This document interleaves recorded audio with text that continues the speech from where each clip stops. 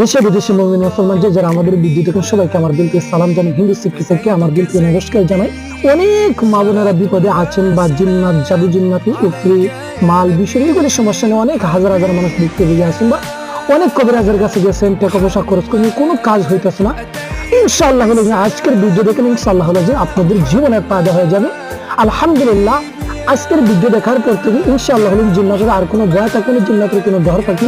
আলহামদুলিল্লাহ আপনারা সঠিক জায়গার মধ্যে এসেছেন। আজকে আমি আপনাদেরকে রিয়েল দেখাবো যে কিভাবে জিন্নাত আমরা সরাই। সামান্য একটু ভিডিওগুলো দেখে দেবো।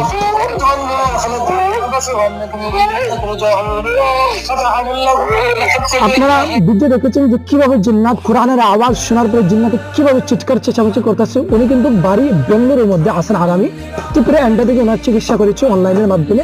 আলহামদুলিল্লাহ ওই রোগী বর্তমানে সুস্থ আছে। আপনারা যদি ওইরকম বিপদ থেকে যদি বাঁচতে যদি চান এই চ্যানেলটাকে সাবস্ক্রাইব করে রাখবেন, আমি অদমের সাথে যোগাযোগ রাখবেন।